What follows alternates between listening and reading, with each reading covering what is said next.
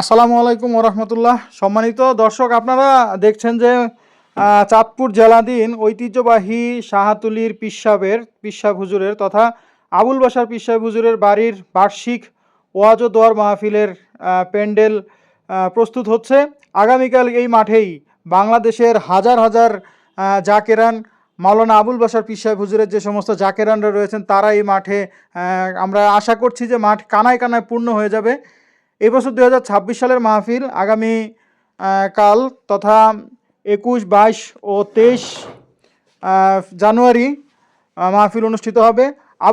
মাওলানা আবুল বাশার পীর সাহেব হুজুরের হাজার হাজার ভক্ত জাকেরান রয়েছেন, তারা বাংলাদেশের বিভিন্ন প্রান্ত থেকে আসবেন।